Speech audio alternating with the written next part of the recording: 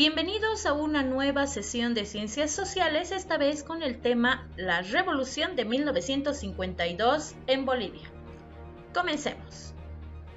Durante la guerra, debido principalmente a la mala conducción del ejército boliviano en la misma, el presidente Daniel Salamanca fue depuesto y se posesionó en su lugar a su vicepresidente José Luis Tejada Sorzano, con el que finaliza la Guerra del Chaco.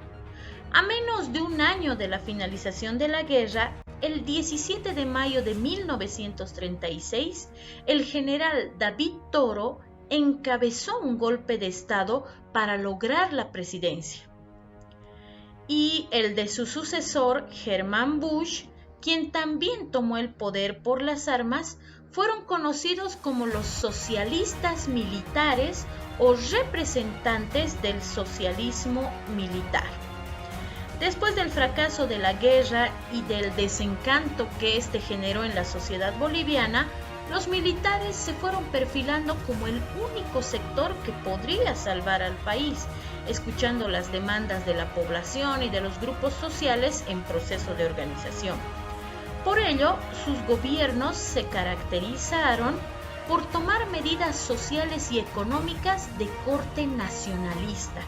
La Constitución adoptó esta corriente, la corriente del constitucionalismo social, pues la Convención Nacional aprobó regímenes sociales especiales dentro de la misma.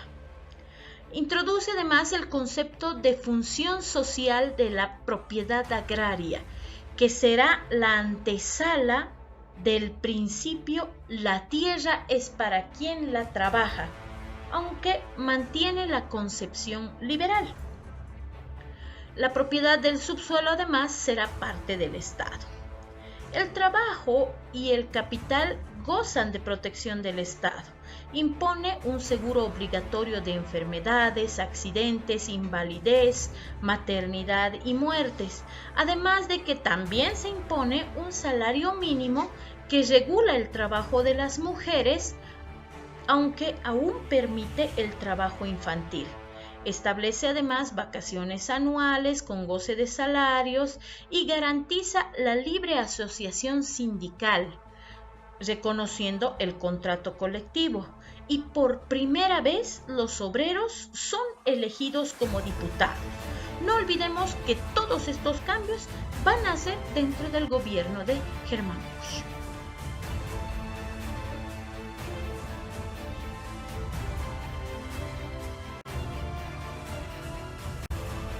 En 1939, a la muerte de Busch, de un aparente suicidio, toma el poder Carlos Quintanilla y además de que a nivel cultural Guillermo Francovic publica su libro Supay. Se dice que en estos libros que se han ido publicando se hacía también cierta crítica a la política militarista que estaba en ese entonces. Ya en 1942 se da la masacre de mineros en Catavi con intervención del ejército, además de que se funda el Movimiento Nacionalista Revolucionario y en 1943 se da el golpe de Estado del Movimiento Nacionalista Revolucionario que entrega el poder al general Gualberto Villarroel. Comienza además en Cochabamba la publicación del periódico Los Tiempos y Enrique Finot va a publicar su historia de la literatura boliviana. Ya en 1944 se crea la Federación de Mineros liderada por Juan Lechín Oquendo. Y en 1945 el gobierno organizó el primer congreso indigenista en el que se abolió el pongueaje, un régimen de explotación de los campesinos que vivían en haciendas y además que eran usados gratuitamente por los hacendados. Y por otro lado, Guillermo Francovic publicará La filosofía en Bolivia. En 1946 lamentablemente se da el linchamiento del presidente Villarroel en una revuelta terrible. Y Augusto Céspedes, un gran literato, publicará su novela Metal del Diablo. Asimismo, Carlos Medinaceli, también un año después, publicará su novela La Chascañahue.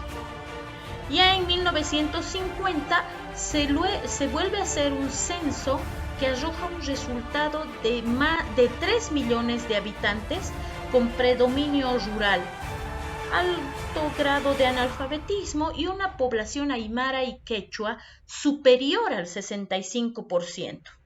Todavía el Oriente no mostraba signos de crecimiento significativo. La Paz tenía ya unos 320,000 habitantes. Y en 1951, el resultado de las elecciones sorprendió y desconcertó al que era presidente en ese momento, el señor Mamerto Urreolagoitia, quien se negó siquiera a considerar la entrega del poder a Víctor Paz Estenssoro, que era el ganador. Faltando aún la decisión parlamentaria, optó por un autogolpe. El 16 de junio de 1951 renunció a la presidencia y entregó el gobierno a una junta militar presidida por el general Hugo Ballivián, pasando por encima de la Constitución. Este hecho se denominó a nivel popular e internacional como el Mamertazo. El esfuerzo desesperado por frenar el ascenso movimentista hizo que se diese este hecho. Un año más tarde, en 1952, una revolución organizada por el Movimiento Nacionalista Revolucionario entregará el poder a Víctor Paz Estenssoro.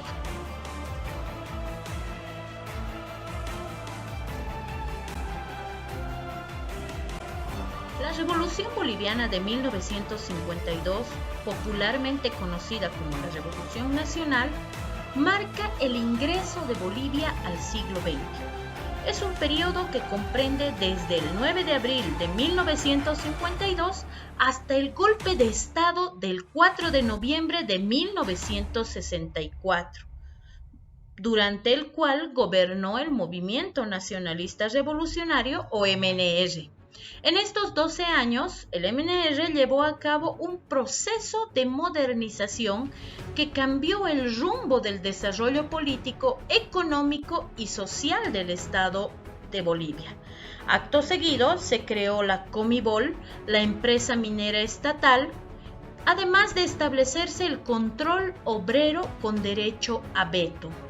Por otro lado, se nacionalizan las minas de estaño el 31 de octubre de 1952, donde Víctor Paz Estenssoro firmó el decreto de nacionalización de las minas, con lo que el 80% de los ingresos de las exportaciones y los recursos del subsuelo pasaron a poder del Estado. Se concede también el sufragio universal, que se pone el 21 de julio de 1952, y con esta medida se rompía la democracia excluyente y calificada del pasado, otorgando el voto a la mujer, a los analfabetos y haciendo elegible a cualquier ciudadano mayor de edad. Tomemos en cuenta que desde 130,000 electores en 1951 se pasó a 960,000 en 1956.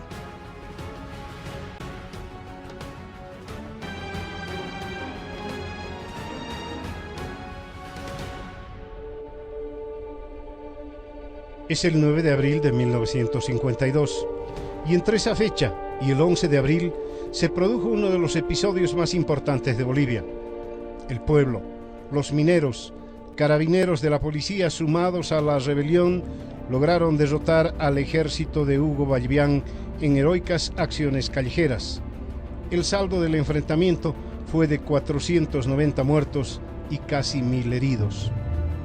El nuevo gobierno revolucionario del MNR instaló en Palacio de Gobierno a Víctor Paz y Hernán Siles. Trabajadoras del país, porque estas constituyen la razón del ser del movimiento nacionalista revolucionario. Nos han dejado un país exterminado y con una situación económica que es caótica. Pero forjaremos... Las ideas gestadas en los años 30 y 40 comenzaban a hacerse realidad.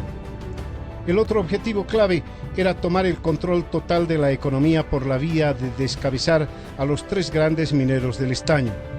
Se consideraba que solo un Estado fuerte, dueño de sus recursos naturales y de sus empresas de producción, podría desarrollar el país. Por eso, el 31 de octubre de 1952, Paz Estenssoro firmó el decreto de nacionalización de las minas, con lo que el 80% de los ingresos de las exportaciones y los recursos del subsuelo pasaron a poder del Estado. Acto seguido, se creó la Comibol, la empresa minera estatal. Se estableció el control obrero con derecho a veto. Se despidió y recontrató a todos los trabajadores, lo que demandó una fuerte erogación al erario. En 1955 se dictó un nuevo Código de la Educación. Otro de los objetivos básicos de la revolución fue la diversificación económica y la vertebración del país. La inauguración de la carretera Cochabamba-Santa Cruz, la primera ruta asfaltada del país, permitió un acceso al oriente que marcó el impulso de crecimiento de Santa Cruz de la Sierra. Se construyó un ingenio azucarero. Se impulsó la producción del petróleo hasta lograr exportarlo con el oleoducto Arica-Sica-Sica.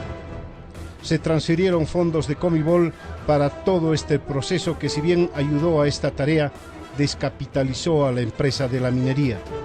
Junto a estas medidas, se vivió el nacimiento de la Central Obrera Boliviana en abril de 1952, la creación de milicias mineras y campesinas, el cierre del Colegio Militar y la baja de más de 500 oficiales para reorganizar el ejército.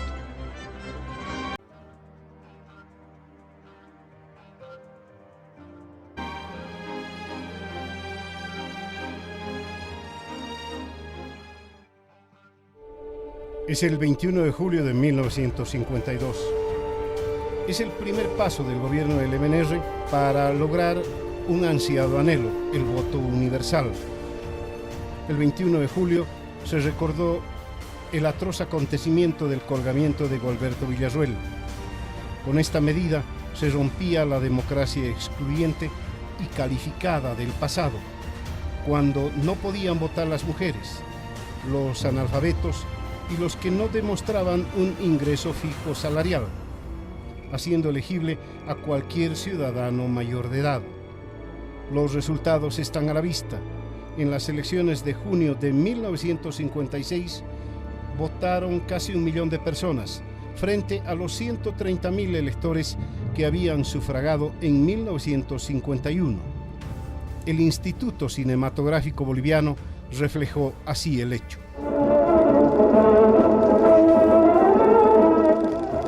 Y como nunca en nuestra vida republicana, la mujer, sin discriminación alguna, actúa en la contienda electoral.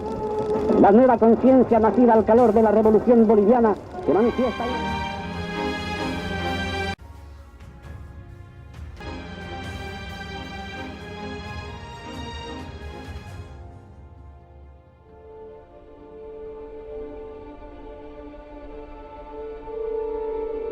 Es el 2 de agosto de 1953. La reforma agraria es esencialmente el paso más importante que se ha dado en la época republicana en el intento por integrar al país. La medida significó, entre otras cosas, la incorporación de casi 2 millones de habitantes al mercado nacional como productores y también como consumidores. Se eliminó un sistema de explotación y una estructura económica muy próximos al feudalismo. El pongueaje que se practicaba aún y a pesar de su abolición en 1945. La medida no estuvo exenta de violencia por las acciones de campesinos armados que comenzaron a tomar por su cuenta haciendas. El decreto de la reforma agraria se firmó en Cochabamba ese 2 de agosto de 1953, en Ucureña exactamente. Bajo una tensa emoción en la verde inmensidad del valle calcinado, se da lectura al decreto de reforma agraria. Ha llegado el momento culminante. Esta firma, estampada bajo la serenidad del cielo iluminado por la claridad del día, elimina el latifundio y anuncia una nueva aurora para los campesinos. El principio básico sustentado fue: la tierra es de quien la trabaja. La liquidación total del latifundio en el altiplano y los valles. Este trabajo se hizo en forma definitiva y aunque con lentitud. Luego se realizaron la entrega de títulos de propiedad a los campesinos. Sin embargo, se asegura que el gobierno le dio tierras a los campesinos, pero no los medios para trabajarla. Un tema que sigue siendo una asignatura pendiente del Estado boliviano.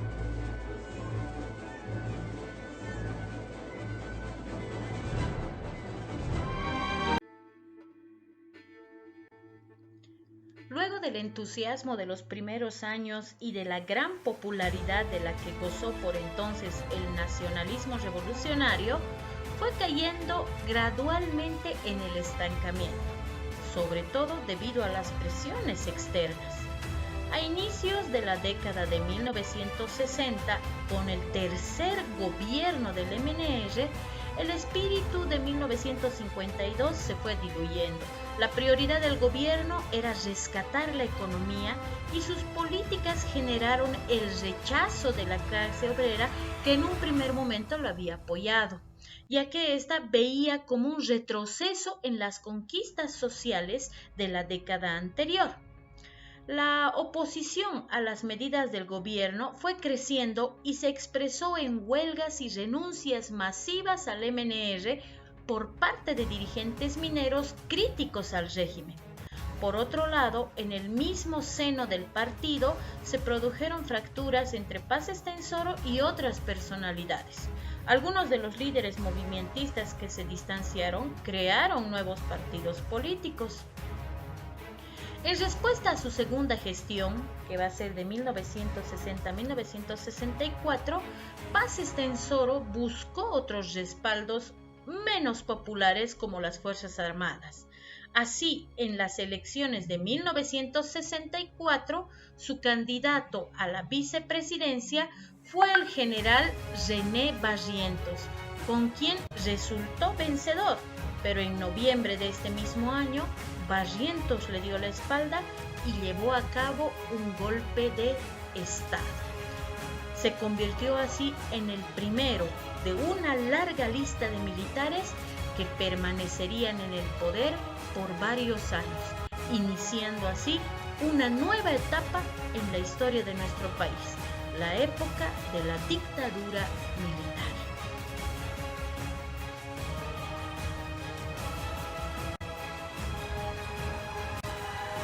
Muchísimas gracias por tu atención. Nos vemos en la clase virtual interactiva. Chao, chao.